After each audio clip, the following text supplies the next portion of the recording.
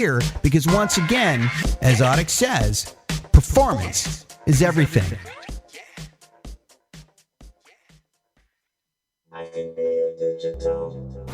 Join Patrick and his gang of comic-loving, cosplay-doing, Comic-Con-going, no-girlfriend-remaining, stronger left arm-having, Geek Speak Live! With the best of everything geek, but apparently not tech, just the other stuff. Movies, comics, costumes, uniforms and flight suits, every Friday from 5 until 7 p.m. XSideRadio.com.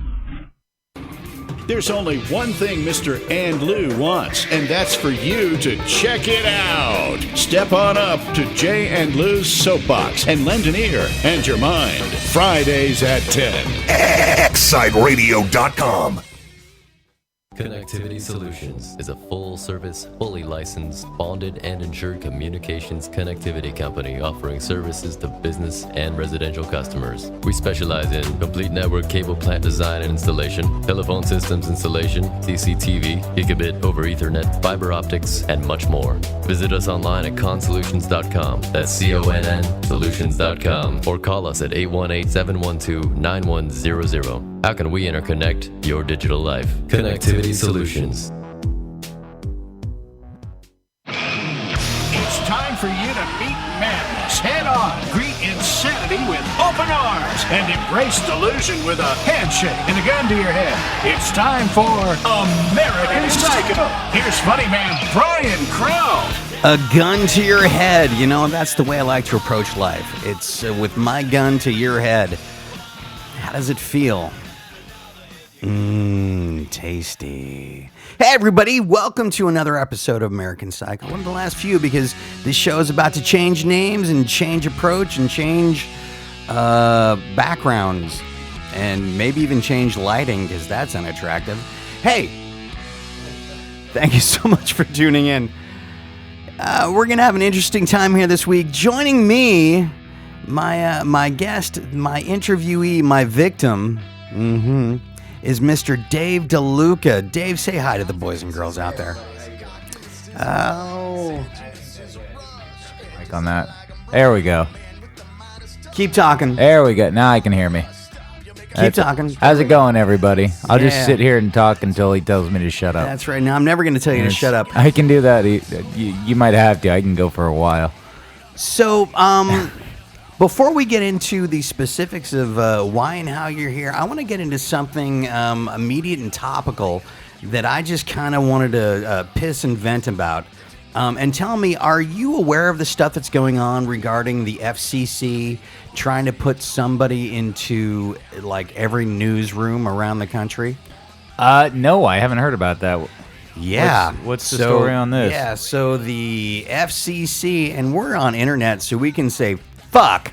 Cool. So fuck the FCC. The FCC. By the way, I agree with you. The FCC is ridiculous, especially at this day and age. But yeah. There's a great Family Guy episode that it's Peter TV or something like that, and they go off on the FCC. It's hilarious. I haven't seen that. I will have to check that out. It's a great episode. And you out there too? You should Stewie do that cross as well. dresses. Stewie cross dresses. Well, one of a few times. Yeah. But.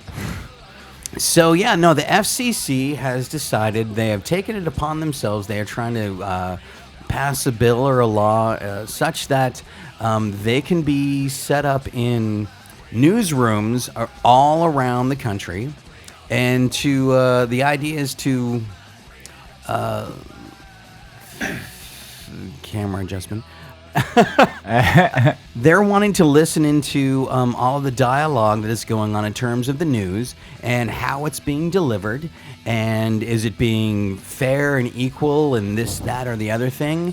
And I don't know, I hear that kind of stuff, and personally, it kind of pisses me off. Well, so now is it something that they're doing so that they can monitor for language, or is it so that they can control content? It's content. This is content. Okay, now that's horseshit. That's and you know what the problem is it doesn't matter who like we this whole idea of freedom of speech is just being shit all over. But I mean, the FCC shouldn't exist in the first place. Like and I'm a big fan of speech and freedom of speech, and I've gotten into fights with old people about speech. And I'm not making it's the most ridiculous they argue thing. much slower. And Well, no, where's my teeth? I had a guy get pissed off at me. This guy must have been 75 years old, or at least in his early 70s, and I was at a park playing tennis, which I know sounds like the gayest thing in the world, but I'm playing tennis, and whenever I only if you were wearing a tutu. Other than that, but I tennis was is great. so, Oh well, shit, Dave. Something I look didn't know about you fantastic in before. a skirt, especially when I wear the little butt hugger panties. Okay, anyway, so. I'm playing, and when I fuck up and I do something that I think I should be doing better, I will curse myself out. I will call myself an asshole, a shithead, a motherfucker, a cocksucker, whatever. I will rail on myself. Whatever the FCC you feel like saying. Exactly. Yep. And so I was just cursing myself. And I'm like, Dave, get it the fuck together. What's wrong with you? And I'm just kind of going off on this little tyrant. And the guy comes over. He's like, my wife shouldn't have to hear that. And I looked at him. I was like, you're right. You guys can leave. And I shouldn't have to leave. He's like, you should go. I'm going to call the cops. And I was like, for what? For my freedom of speech? What are they going to arrest me for? I don't know if you realize this. Lenny Bruce already covered this. He spent his entire life in court and fought the system for the right to say, fuck. So fuck you. What are you going to do? And this is the problem people don't understand. That's fine that if you don't like it, you don't have to say it, but you can't impose your moral judgments on somebody else. And that's what really pissed me off with people. Absolutely. No, I agree. And the FCC ruling it's not as blatant like that, but it's certainly edging in that direction. Let's just listen in and, hey, why are you, the whole thing is they want to know why are radio stations reporting the news that they're reporting. And it's like, okay, wait a minute. So is it up to you or anybody to decide what is or is not okay? Hello, Big Brother. Wow. Hello, Pravda. And this is legitimately coming down. And I will say something, in all fairness, lots of people are talking about this in terms of just, quote, the Obama administration. But I think this kind of stuff has been going down since way before him. I think this is a political, this is a government movement. Well, before you, if you have any audio or whatever on this, before you play that, I just want to point something out. Speaking of everybody blaming everything on Obama, like, we forget that there's past administrations. Like, shit has happened before, and everybody's getting pissed off at the spying programs that are going on with the NSA and all that. And, PRISM, I think, is what it's called. But that shit was started. No, prison is where you end up in. That's the whole. There we go. Yeah.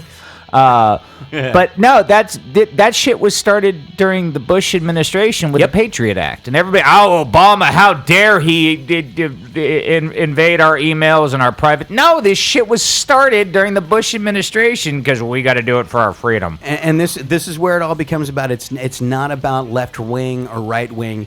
Both the Republicans and the Democrats, they're all in on it. Oh, yeah. The idea that it's one or the other, it's what I like to call the not my guy syndrome, where you always go, oh, my guy would never do this. Yeah. It's everybody else's representative. Bullshit. Hi. Welcome to the world you actually live in. It's one big fucking pot, and it's the most insane. And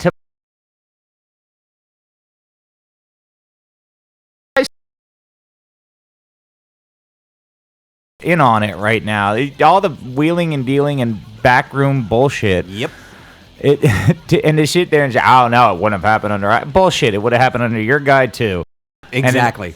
And in a lot of cases it did. They just choose to ignore. I mean, we have selective memory with shit. It's like, oh, my God, that never happened. We got tape. No, that tape's fake. We got 4 different copies of the tape from 4 different... those have all been manipulated, and that's not what he meant. And exactly. We are in agreement. So there you go. That just astounds me, though. So, I mean, where do you think something... I mean, because I think the most frightening thing is that something like this is actually... It's actually getting legs. I mean, this sort of idea of the FCC doing it is being thrown out. And yes, I'm sure there will be anger and protesting about it.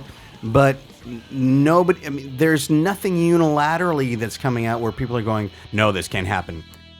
There's just grassroots people going, "No." Without knowing too much about it, because you're telling me is the first I heard about it, which is rare. Usually I'm right on top of things like this. Breaking news right here on American Psycho. To me, I've spent like the last 2 days indoors. I haven't done shit. I don't have cable anymore, so I miss out on a lot of the news. But no, it's things like this. I don't think it'll go through. You look at things that have happened in the past, especially when it comes to freedom of speech nowadays. When it's something that's that obvious, like what was it? The net neutrality that they tried. Right. SOPA.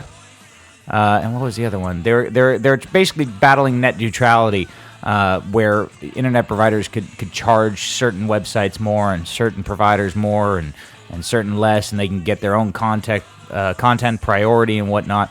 And there was a big fight on the internet, and everybody went out of their way to say this is fucking wrong. And it failed in Congress and failed in the Senate miserably. And now, because of... And here's what pisses me off. When it comes to shit like that, when something like that fails because the public speaks out and politicians realize that it'll be a death as far as a career goes to vote against it when it's that big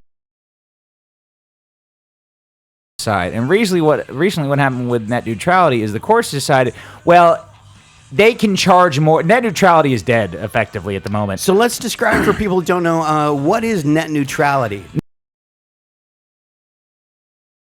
And people who provide internet services such as Time Warner,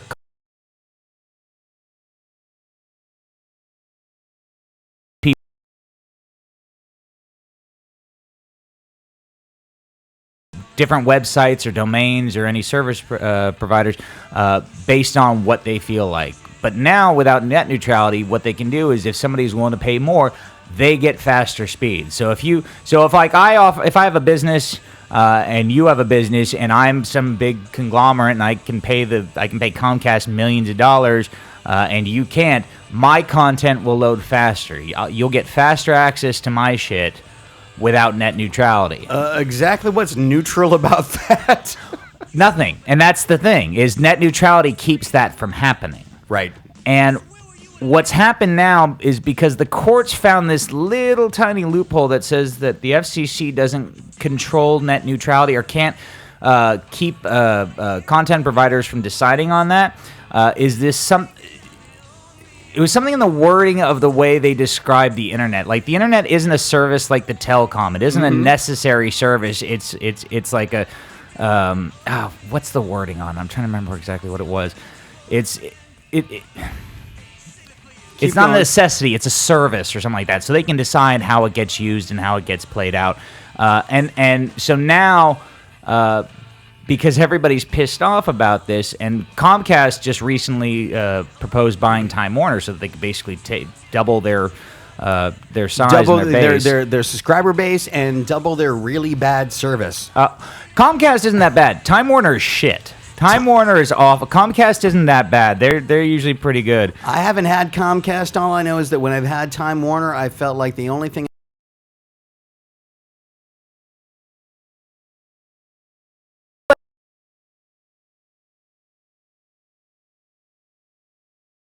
in New York, and they are the worst fucking company. They'll call, all right, you need to be at home from 10 to 2 and on a Saturday, and we'll be there sometime Monday. It's the worst fucking thing I've ever dealt with. Like, they never show, and I actually had once, I called in, I can't remember what was wrong, like why I wasn't getting service, and they're like, okay, we'll send somebody out there, and then they never came, and I called, or like, what happened to the guy? He's like, oh, he didn't show. I'm like, well, why didn't he show? Well, sometimes that happens. What the fuck? You didn't even call me. I sat at home for 10 hours. I just did the same thing today with Southern California Gas Company. They were supposed to come out and take care of some crap, and I had to run out and sat for 4 fucking hours, and nobody showed up. And I got sorry, we're so sorry, we're sorry. I'm like, yeah, you're fucking sorry. Since the 90s and since the big Microsoft thing, there hasn't been, like, nobody's really crack down on monopolies. Like the closest we've come is saying that AT&T and Verizon can merge, and that was because then they would have owned the entire fucking country, or T-Mobile or whatever it was. I think it's time to stop cracking down on Monopoly and start cracking down on Clue. That's a game that I think needs... Anyway, sorry. We're going to take a quick break here and play a song, and then we're going to come back and we're going to actually get off of the politics stuff, and we're actually talking about you, Mr. Dave De Luca. Politics is a lot more fun than me. Oh, we'll get back to it. Trust me, we certainly can, but you've got interesting stuff to tell. So there you have it, and we're going to play a song that I just happen to love called No Bed of Roses. So dig it and enjoy it, and sit back and hold tight. This American Psycho, because what the fuck else you got doing on a Friday night? I don't know. Me neither. Good night.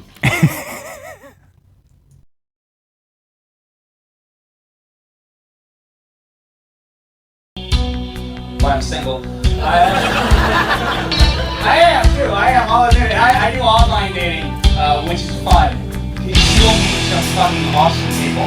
And there are winners galore. I think the last girl, one of the girls who was up mentioned OkCupid. Try it. It's fucking funny. I don't care if you're single or not. Just do a date or two. You'll have some fun.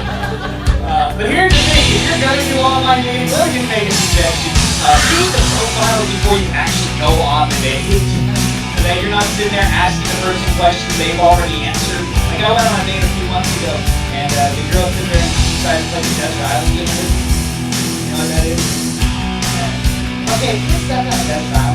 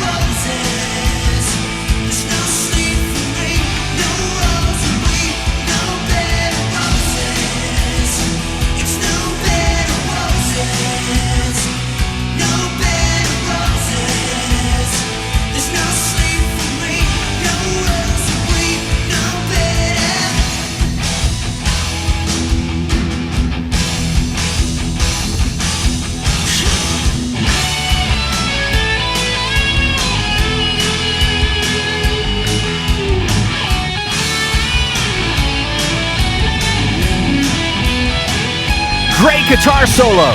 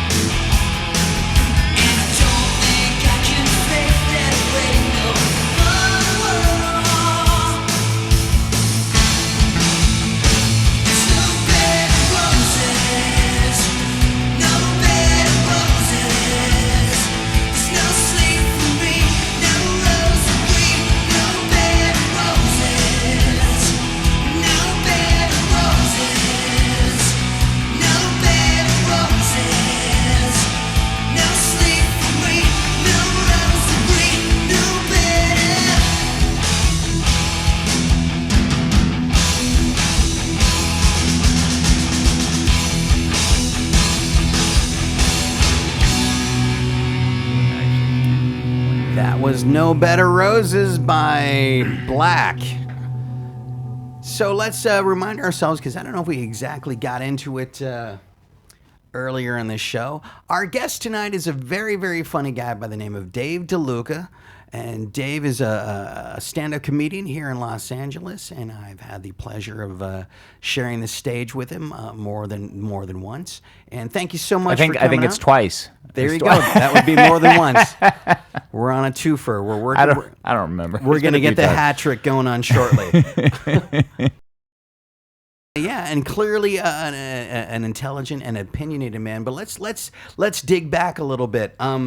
So why the hell did you get into doing stand-up? What the hell is wrong with you? I was trying to get laid. That's not even a joke. That's the honest. I used to do. When I graduated college, I graduated right before 9/11, right? And I was supposed to go work at Fox KTVU over in Oakland, and I'd interned there, and I'd been an editor and worked on a number of pieces, and they were really cool over there. I was going to go back, and basically 9/11 happened. They were already on a hiring freeze to begin with. They had let a bunch of people go, and I called up.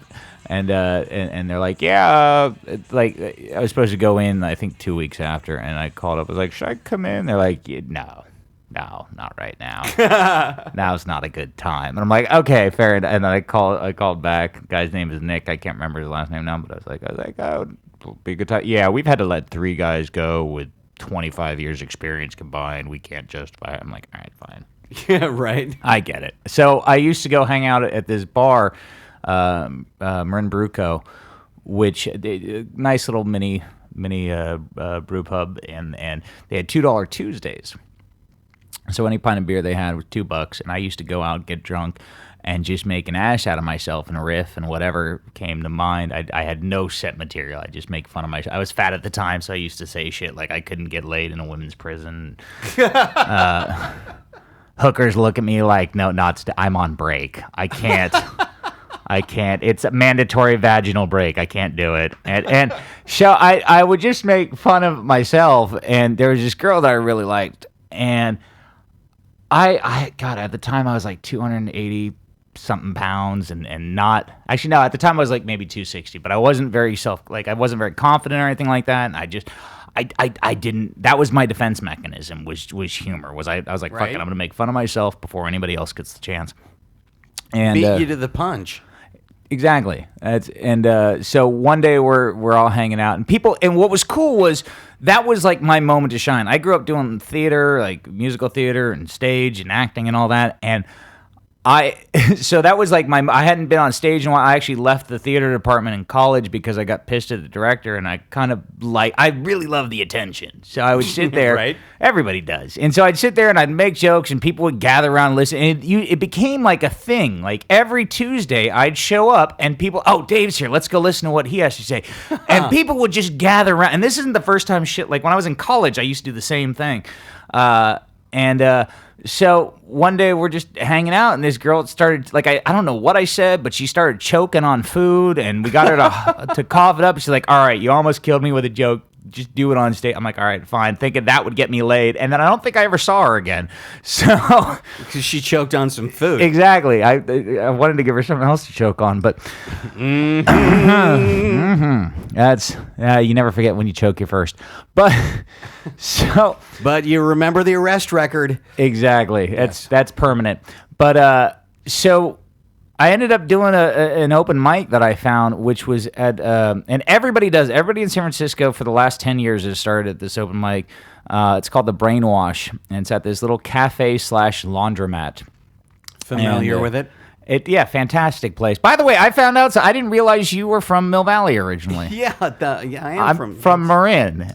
Get the fuck out of here, San really? Rafael. Oh my God, I dated parts of San Rafael. I gave diseases to parts of San Rafael. So I knew you. We share more in common than just the stage. Yeah. But, what's that smell? It's Dave. I knew I recognized what's that itching? Yes. That's Dave. No, I'm clean. For any women that are listening to this, I got the test results in the papers to prove it from a couple years ago. But I'm spotless. But so went out to this thing, and there was real comics, paid working comics that were doing this open mic just to work on material, and nobody's listening. And I'm just shitting bricks, like, oh God, I'm actually gonna get up here and do this. I can't fucking believe it. And I got up, and I don't have video the first time. I have video of the second time I did it, and that sucked. But the first time I go up, and I don't remember what my material was. I just went up and I started talking, and nobody had been paying attention to the people that were actually comics that had been doing it for a couple of years. But for whatever reason, people actually stopped with it. Like, people came in from the laundromat and just came in to watch me, and I was addicted. I was like, really? You actually give a shit about what I'm saying? Awesome. And it just from there I was hooked. And then I sucked for like a year and something before I figured out what I was doing again. That first time you'd ever do comedy, I think that's when you're most pure, until like you don't really know what you're doing, so you just run with it. Right. And it takes years to get back to that exact same place. That right? moment where you can just, this is what I'm thinking, this is what I feel, and I'm gonna express it. And that first time you don't know what the fuck. After that you try to make it funny and everything fails miserably. Like there's very few people that after like that are good right out the blocks. And I mean, I've seen a few, and it's amazing. But it's for the most part, I think everybody eats shit like after their first time is amazing. After that, you eat shit for at least a few months. But I think you have to. I think that's where you actually start to kind of you get those legs, and you begin to understand. Okay, you start to understand of the vibe of a room, and getting a sense of, oh, they're biting on this, they're not biting on that, and really. Yeah, understanding that, because even though stand-up is sort of a lowbrow art form, it's an intelligent lowbrow art form, and so you really kind of I know that's a contradiction. Yeah, are you listening to yourself as you're saying that, or are you just letting the words fly out? Both. See, I'm trying to be real in the moment. It's like the first time I'm doing stand-up. No, I'm actually paraphrasing Carlin is what I'm actually doing. It was something. But yeah, I think there is that point where you. It's that, here, I'm going to go for it. I'm going to quote Point Break. It's that point where you lose yourself and find yourself. I know Kung Fu. Yeah. And I'm Bodhi. Wait. Wrong shitty movie. Right. Excellent. No, that's the other one he was in. Oh, God. Point Break. Wow. Yes, I went there. I think I saw that movie once. I was like, I'm done with this guy. Yeah, it was. But remember, directed by Catherine Bigelow, who went on to direct Deuce Bigelow. No, she went. No, she did Hurt Locker. Yeah, no, and she was Zero fantastic. Dark 30. Yeah, no, but she had the misfortune of being married to James Cameron. So, which is how she made movies filled with pain. But. Which is what, she was the real reason behind Titanic. Oh no, behind Avatar. Oh, they're making a sequel. Oh God, they're making a fucking sequel. By the way, hasn't 3D had its time? Like 3D comes around every 30 years. James Cameron, if you're listening to this, if somebody knows James Cameron, please tell him to stop. You fuck. Look, I'm not going to deny that if 3D is done really right, it can. But most of it is shit because it's processed after. And besides, if you have good camera people, you can fucking get the effect. It's called depth of field, you asshole.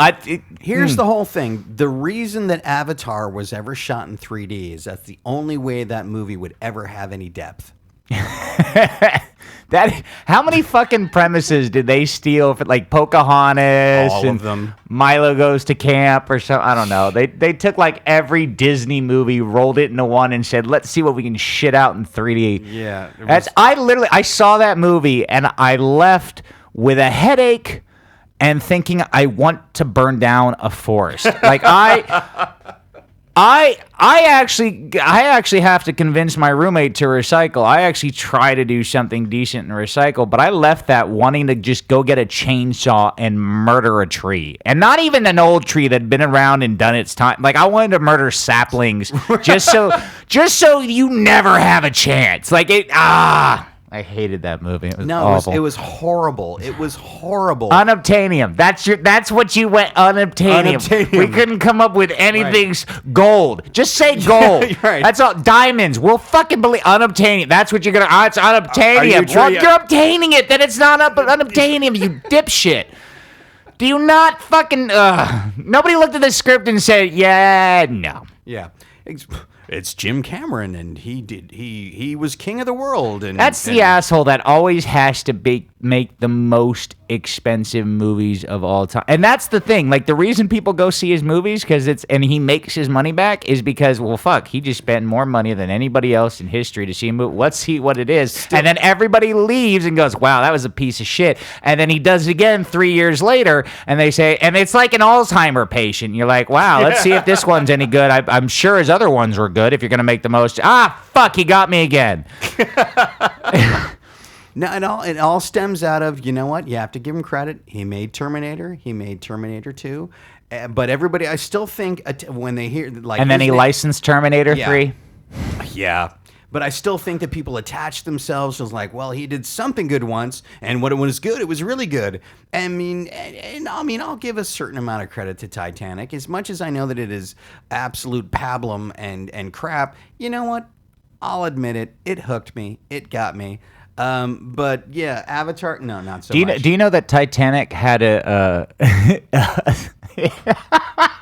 Titanic had an alternate ending?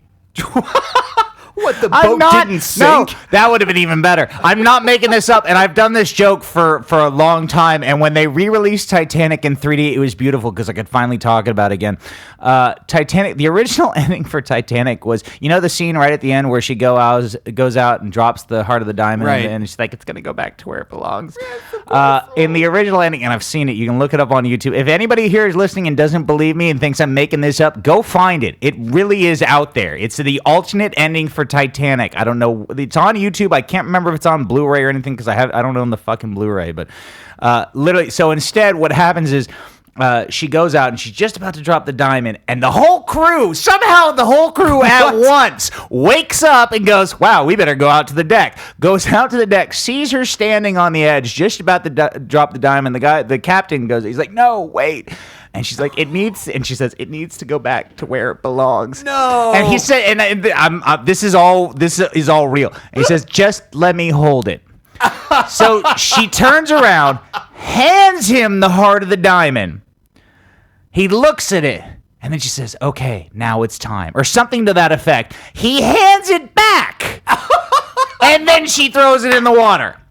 Now, here's the thing. Why even, that would never happen. Like, why, as soon as you're writing that down in this, all right, she hands a diamond, he hands it back. Why do you film that because nobody in their right mind would hand that fucking diamond back. You would sit there, the guy would have pushed her over the edge and said, bitch, it's mine.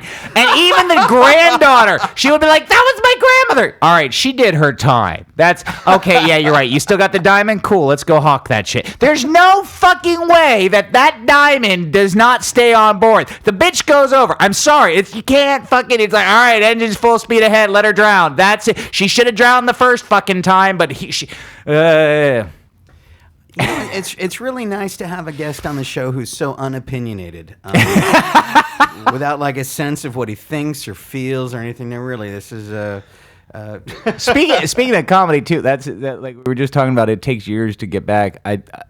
I learn shit all the time. Like I was driving down here and I was thinking about sets I've done and things I've done. I am really effective when I yell and get frustrated. Like I get frustrated. Really? No shit. Yeah, no, it's like shit that I don't even think is funny. If I do it when I yell and you can just see me getting aggravated and that vein right in my forehead just starts pulsing, like everybody's on The board. bullseye that the sniper looks for? Exactly. Yes. And and so I'm just I'm literally driving here today. I'm like, I need to yell more. That's what I need to do. I'm not hoarse enough. I've still got vocal cords, and I'm not. I'm an angry fucking. I literally am an angry person, and that's the thing. Somebody said I had anger management issues, and fuck her. And you're like, what?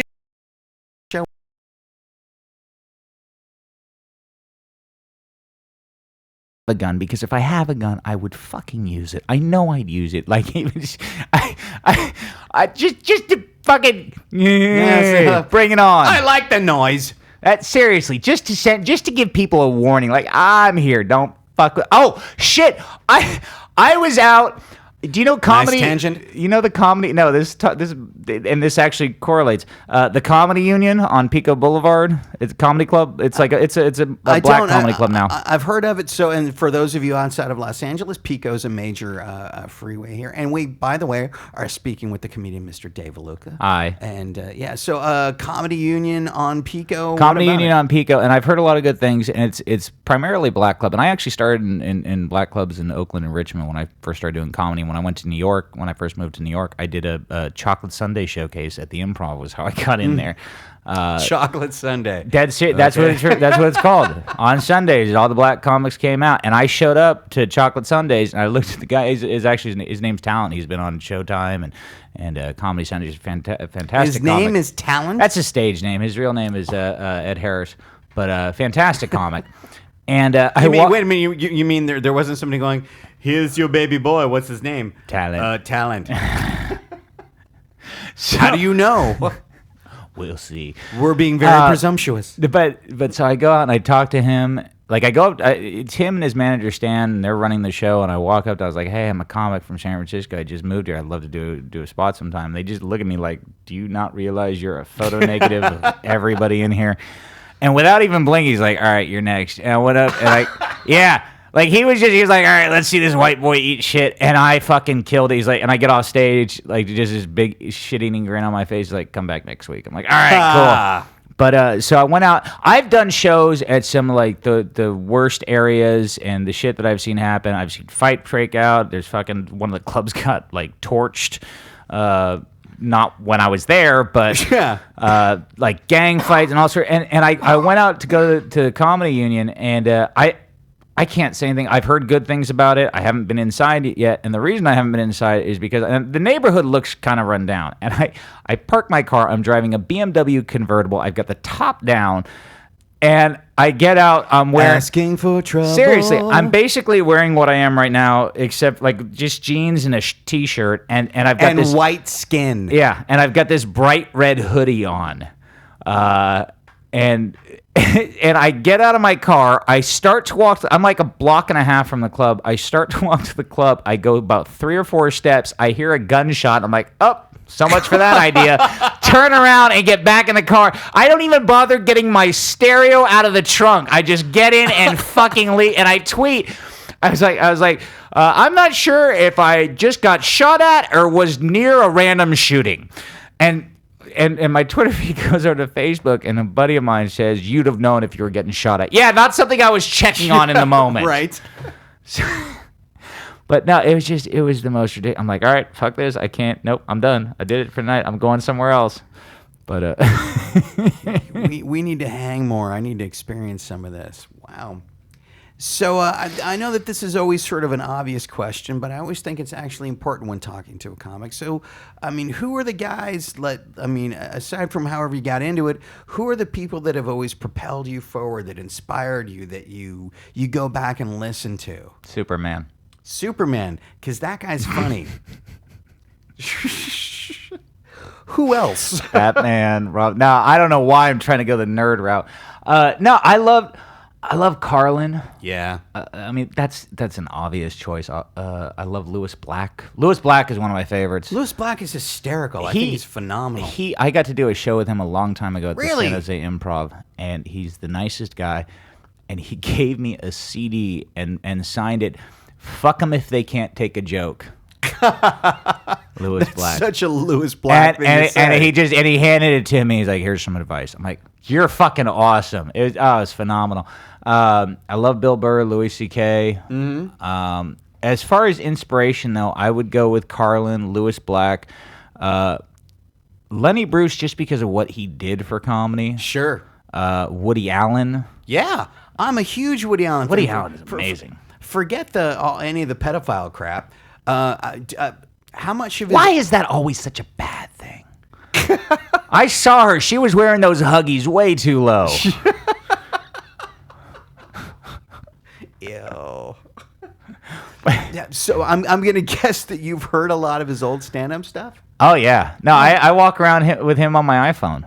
Totally. Yeah, he's phenomenal. Oh my God! I mean, like the moose story. Yeah. Oh my God!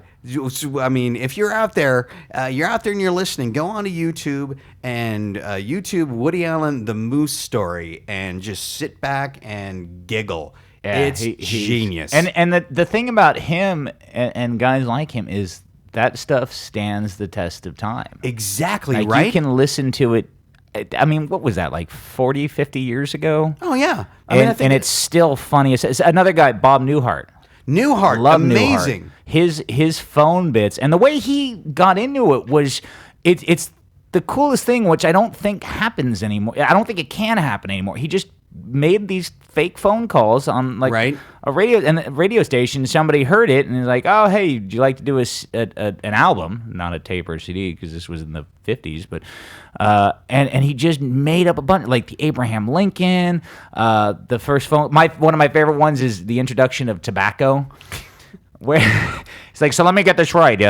You take the leaves, you roll them up in a piece of paper, you light them on fire, then you inhale them. Oh, Johnson, yeah, you got to hear this one. This is gonna be fantastic. No, and you got a boatload of them. What else did you bring over from America? Turkeys. What's a turkey? You eat it. Johnson, we got turkeys. I don't know what else she's going. Are you familiar with a comedy duo by the name of Hudson and Landry? No. Oh, no, I shall have to hip you to the amazing LA comedy duo. Just sketch comedy and hysterical. I mean, just every single bit is just classic, well written, smart, funny. They did a series of stuff. It would be Ajax Liquor Store, Ajax Airlines, Ajax Mortuary, and the straight guy always had some certain kind of character, and then the guy going after the joke was drunk off his ass, and just, oh my God, funny. Yeah, just amazing See, stuff. That's what I really give Newhart credit for. It was he all his bits were on the phone. Right. And it was all you heard was his side of the conversation, but you knew exactly what the other person was supposedly saying. Like, you filled in all the blanks. And how genius is the writing and the performance of that to actually, I mean, let's face it, somebody could do that and you'd go, what the fuck is this guy doing? Yeah. But Newhart had a way to do where you filled in the blank and you as you it was going. So you didn't even like he would put the pauses in at the right time. Yeah, no, and you're filling in the whole conversation. Right. It was brilliant, absolutely brilliant. Much like Lily Tomlin would do with amazing stuff. It's and the thing is too now, like with comic, like I love comedians that do stories. Mm-hmm. And actually, one of my favorites, another guy who I watched a lot of as a kid, was Eddie Murphy. Sure. His stories were amazing. And it's a shame. Like, a lot of people, when Comedy Central did the top 100 comics of all time, I think he was like number 5 or 6, somewhere up there. Mm-hmm. Pryor was number 1. Carlin was number 2. But everybody said that he stopped doing comedy too soon. If he had kept up with comedy, he would have probably eclipsed Pryor. Which is, I mean, that's debatable. But, but I get where that's going. But I mean, you look at the guy was the youngest cast member of SNL ever, right? Still the youngest ever. Some of the best comedy albums of all time, which you still listen to. Like I used to be able to do all his like delirious and raw bits word for word, spot on. And one of my favorites was that's a fire. Yeah, that's a fire. That's a big fire. Roll Charlie around. Roll him around a little bit.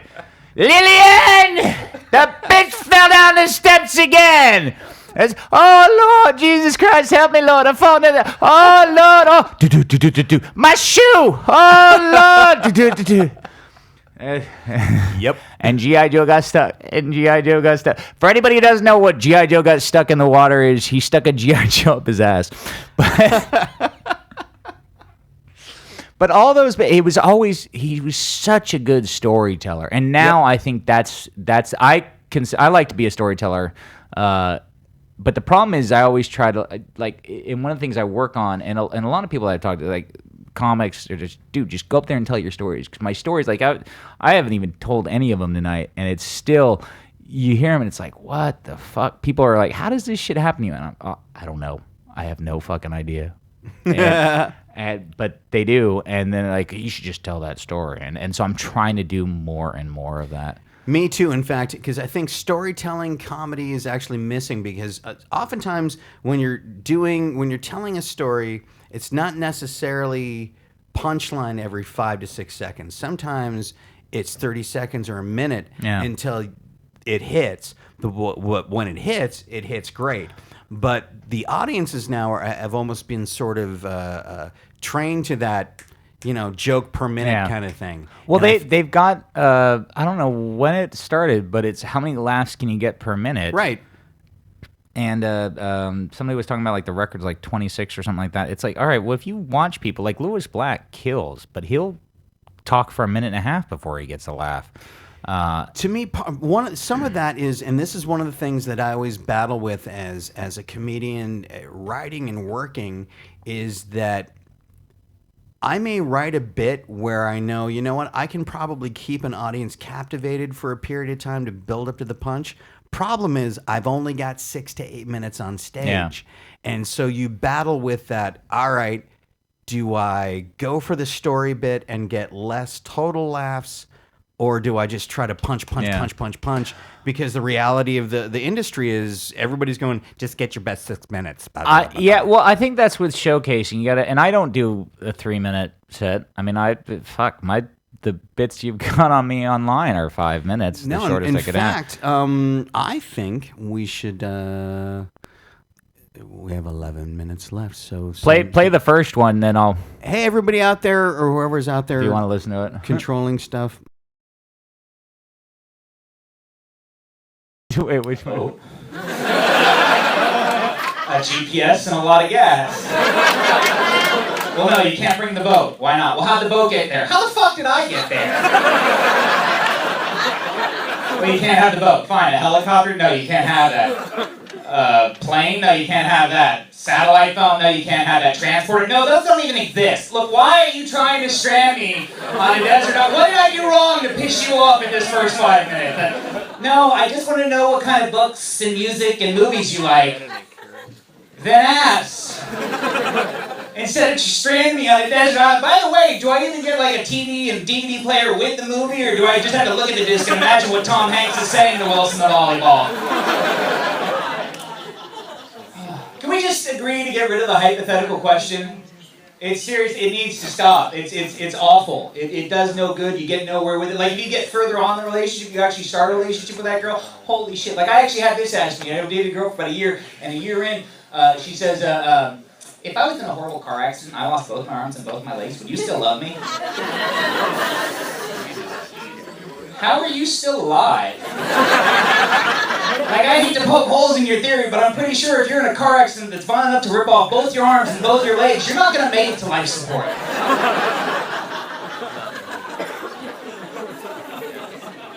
The worst is for guys. Oh my God, we get the worst one ever. And every guy's heard it, every guy's asked it, it always happens the same, and it sucks because no matter what you do, you can't get out of it. It's always for the women. Let me just clue you in. Here's how it usually goes. All right, dude. All right. Say some guy came along and offered you $1 million to suck his dick. Would you do it? Now, what sucks is the second you say no, your friends start rationing like, no, dude, it's $1 million. No, but it's $1 million. No, $1 million. No, $1 million. You wouldn't suck one dick for $1 million. Fine. Dude, you're such a fag! And you're doing it for money! You're a whore! You're a gay whore! By the way, if there is any guy in here who, when asked that question, says no, you're either lying or really shitty at business. For $1 million, you can dress me up in a tutu, put a wig on my hair, tie it to pigtails, and I will go to town. I'll even tickle your balls to make sure you're getting your money's worth. $1 million? Holy, that's $600,000 after taxes.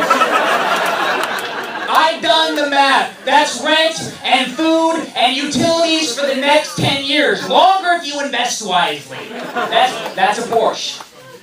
That's a Porsche. When people ask you how you got the Porsche, you say, hey, I sucked a dick.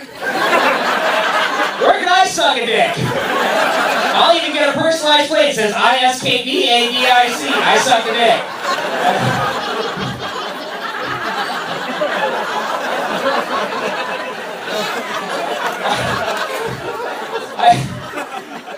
I told that joke a couple months ago, and I had a guy come up to me after the show. He said, hey, would you do it for $1,000? No. How about 2,000? No. 10? No. Okay, but hold on. First off, you're in the wrong part of town. Secondly, you gotta offer me something I don't have and can't easily get. I can get $1,000. I can get $5,000. I can get $10,000. $100,000? I'll think about it. 500,000? It's a pretty good chance. $1 million? You damn well better believe it. 2 million? Fuck it. Bring 5 friends. I'll run a group on. All right, you guys, you had a lot of fun. Have a great night. Happy New Year. Happy holidays.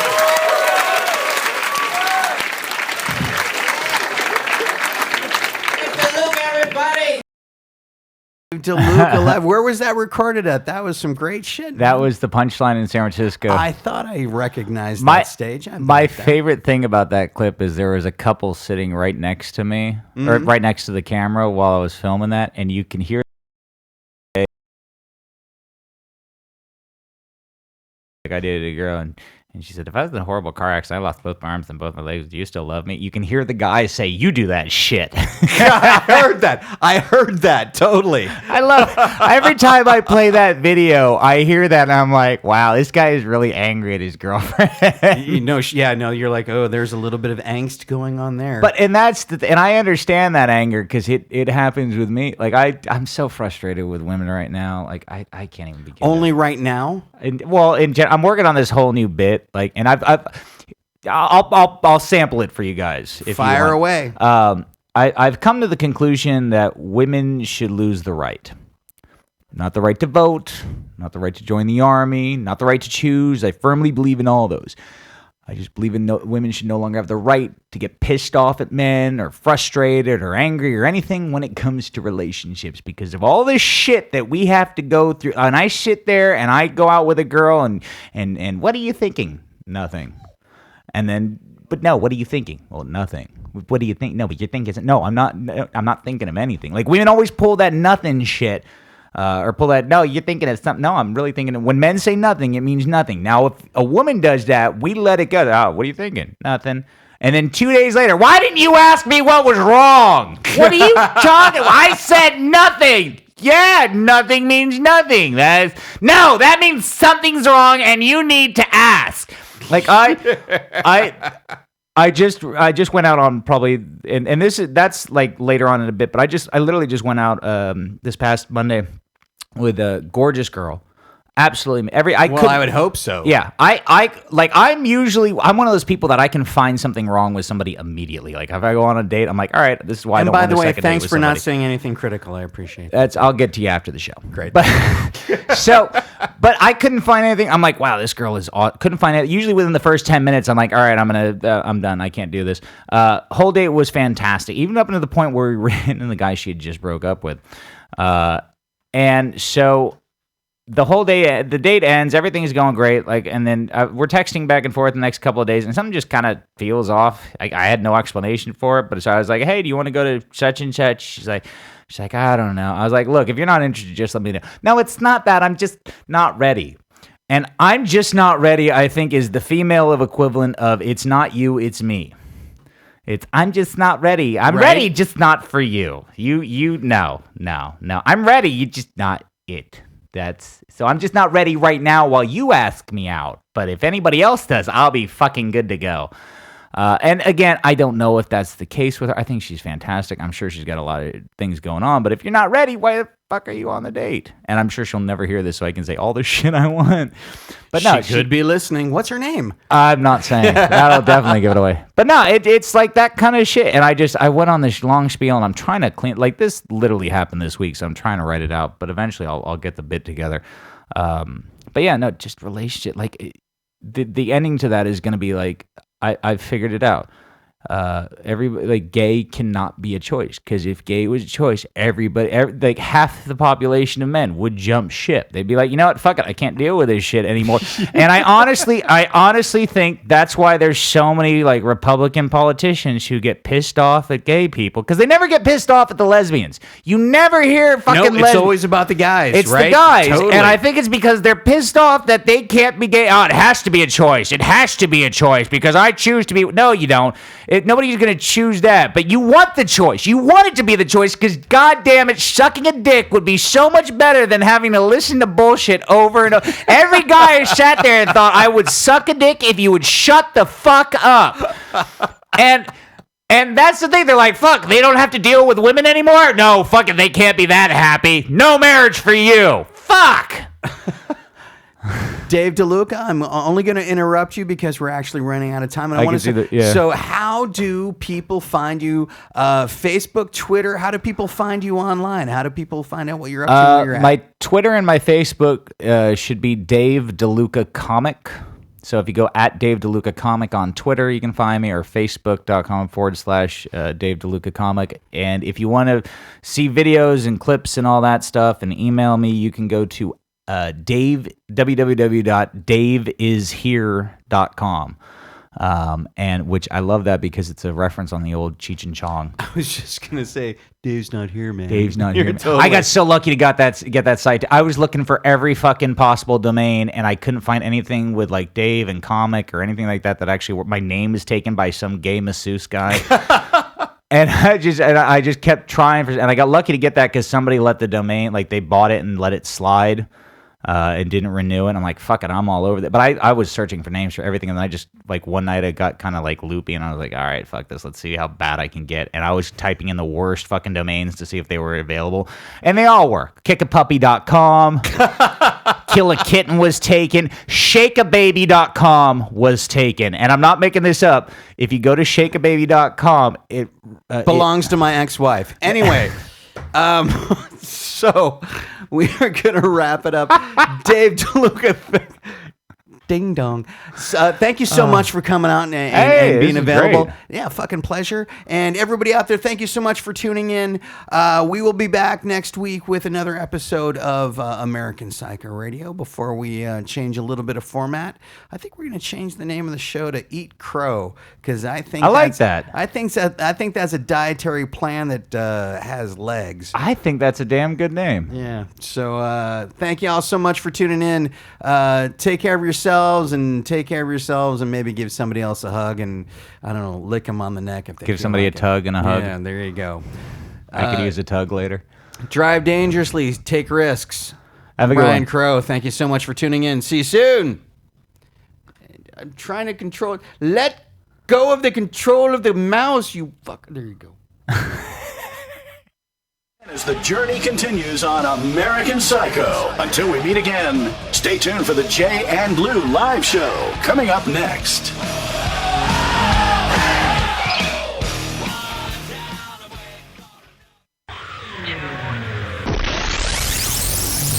It's the Hollywood Rockin' Wrap-Up with your host, Jason Hadley. Arriving celebrities noticed a foul smell when a sewer line broke before last night's Golden Globe Awards. An evening for honoring television's finest. Listen, I'm sure the red carpet couldn't stink any worse than ABC's Marvel Agents of S.H.I.E.L.D. Their first marriage annulled after 90 days, Pamela Anderson and Rick Solomon decided to give it another go and married each other for the second time. Of course, Pamela Anderson has had so many